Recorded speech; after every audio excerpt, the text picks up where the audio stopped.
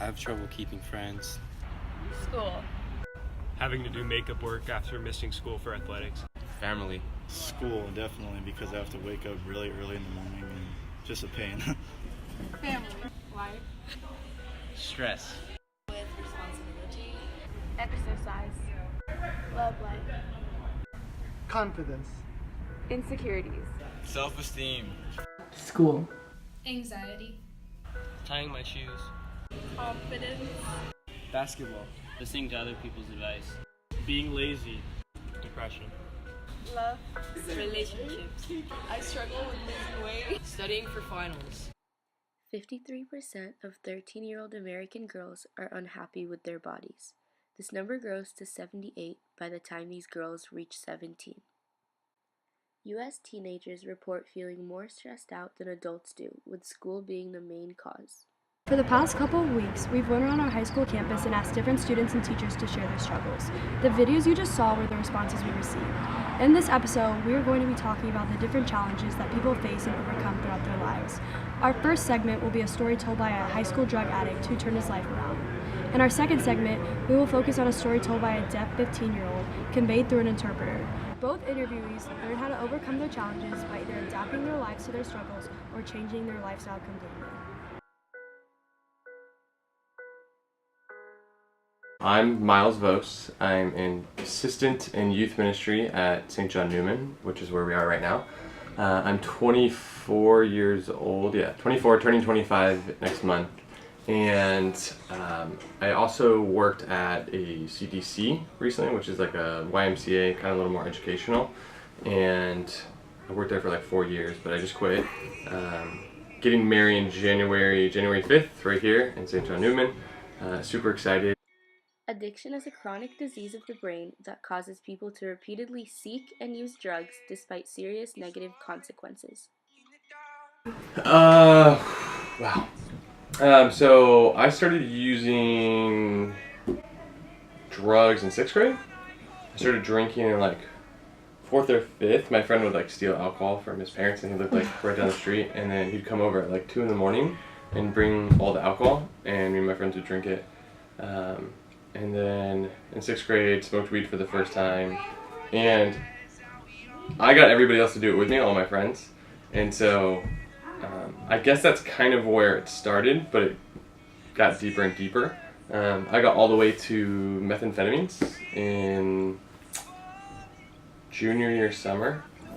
And so really my addiction started with my personal choice to like kind of like start smoking weed. And then there were the progression of other drugs getting involved, and it was just like kind of, I was stuck around these people and I couldn't get away from these people. I mean, essentially I could, but they were my friends, I didn't want to, and it was what everyone was doing, so.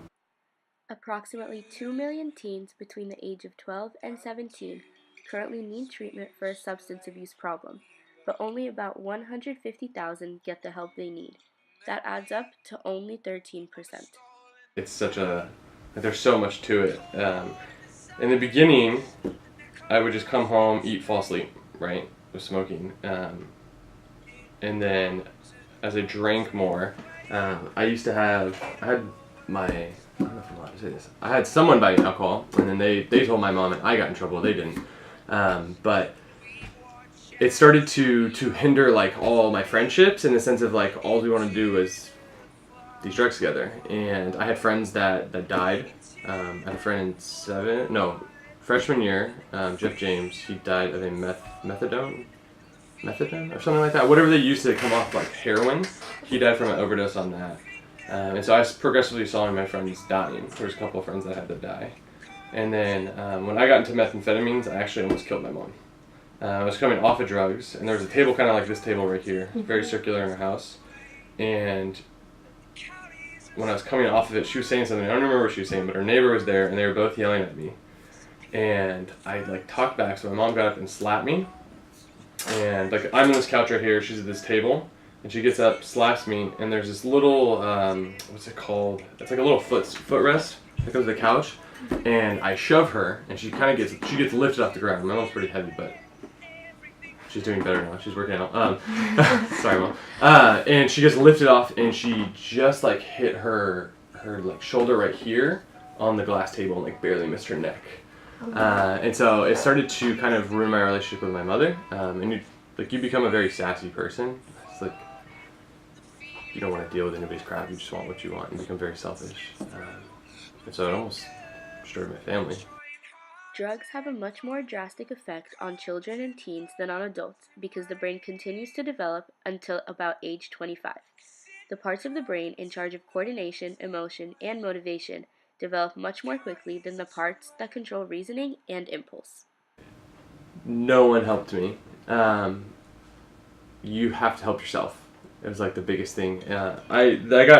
So when I was hanging out with the people doing methamphetamines, I was hanging out with people that had like been in jail for murder or been in prison for murder. And when I started hearing those stories and like they wanted to steal stuff and like do all these crazy things, I was like, whoa, what is going on? I had to remove myself from all those people, right, when it was those big drugs. And then when it came to like the simple drugs that, you know, get overlooked a lot, like weed and like all that stuff, I had to get rid of all my friends for like, I think it was like 2 years. And I just had to learn how to be bored, because I was taught that by my dad, who was like went to prison, like if you don't learn how to be bored in life, like in the real world, the one place you will learn is prison. Actually, when I had to learn to be bored, there was one way I wasn't bored, and like you're lonely too. Like, because when you're bored, you're lonely because you're not with anybody.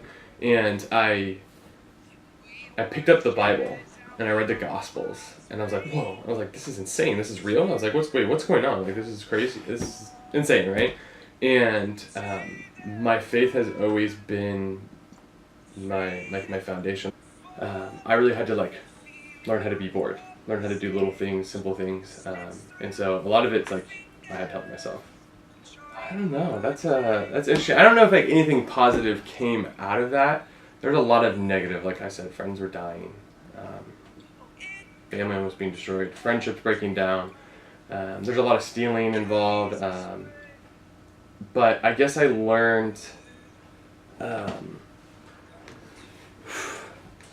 Like, I think as like when we're young, we have a hard time like learning from what people share with us. We're just like, oh yeah, okay, cool. Like, it's different for me. But I learned that skill. Like, you can hear what someone has to say and be like, okay, like I'll trust you and I'll take your word for that. And so that was like a skill that I learned that helped me and helps me a lot today, to be able to hear someone speak to me and to just be like, okay, this applies to my life, right? Like they're older than me, they've lived longer than me, everything. And so this can apply to my life. How do I apply it?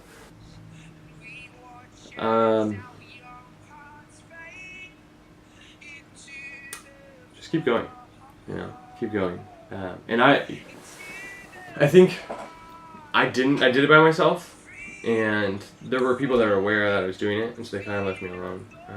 And so I think really big thing is, if you're going through something like this, you need to communicate to someone, whether it be a friend, a girlfriend, a boyfriend, whatever it is, preferably your parents. That might be the hardest people to communicate to, but they're the people that can help you the best. And because if it slips away, like you don't take care of it and you just let little things happen and you compromise, it will get really, really, really bad. Yeah, so when I first got into ministry, I came to church, and I met like my godfather, like the whole core team that was over at St. Thomas More, and I like became Catholic after like a year or something, and my friend and I would smoke, right? We'd still smoke weed, right? And this is what I was talking about, like if it has to be a complete change, because I wasn't fully there, but he was like, how can you be smoking here with me and talk about like all this Jesus stuff? Like, you're two different people. And so it didn't, I don't know if it helped me get here, but it's like one of the things that I do love to do is to be able to share this, which I haven't got to share it a lot here.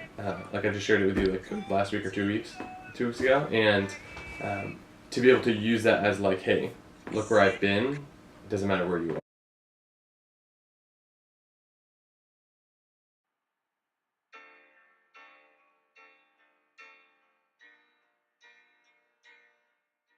Deafness is a common disability that can be found in both children and in adults.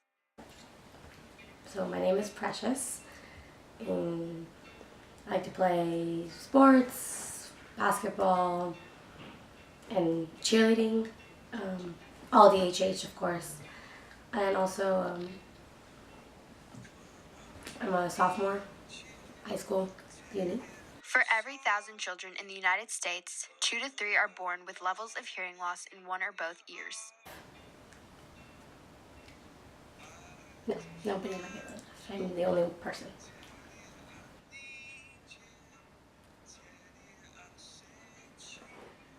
My parents don't sign at all. They both speak. I speak too, a little bit. My parents speak different languages, so I try to teach them like how to sign a little bit, learn how to sign, but they prefer to speak. 90% of the deaf population are born to 2 hearing parents. Only 2% of those parents know sign language. The other 88% of the deaf population are forced to communicate with their parents through writing or reading lips. Good question. So I started to learn when I was in 7th grade in Venado Middle School. They asked teacher like how could they sound. Most of the time, deaf people, do you learn, you pick it up, stuff like that. So growing up, also I went to Orange School. I was only deaf and I felt like left out a little bit. So all the hearing was just talk, and I signed to myself. There was nobody there. I wish that I became hearing, but I need to accept who I am.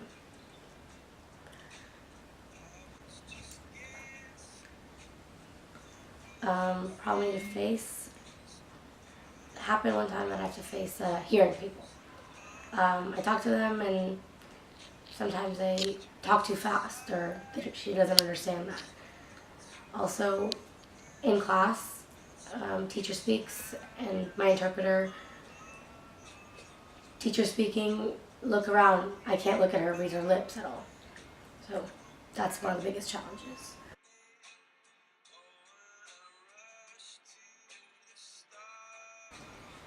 My advice is that to learn what to do, learn what you know how to do, sign. It'll be easier for other people like her to communicate. Or text.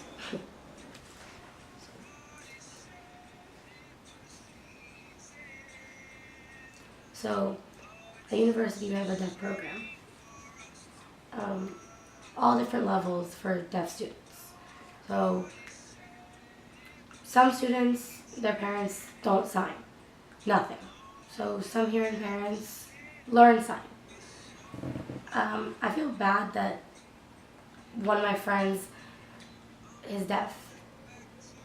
She told me that her parents refused to learn herself. She's the only person deaf. So her parents just use like gestures. My friend is frustrated with them. So yeah, they refuse to learn. They just write whatever they need to. I have DHH sports, basketball, cheer, stuff like that. There's different classes for you guys. Some people are mainstream, but some DHH full classes. It depends on the level.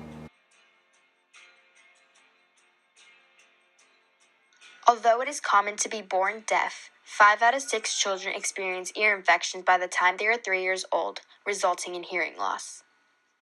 In the episode you just watched, you heard the stories of 2 people who were willing to share the adversities they both experienced, as well as the everyday struggles that those around us face every day. Through Miles' addiction, he learned that anything can be overcome and managed to change his life for the better. Through Precious's disability, she learned how to view her disadvantage as a gift that constantly motivates her.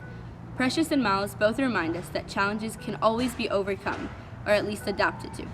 They both aspire to inspire others who are experiencing obstacles in their life. They want to remind us that adversity does pass, and that everything is temporary.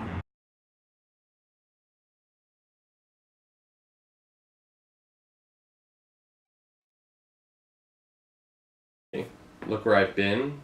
It doesn't matter where you are. Just keep going. You know, keep going.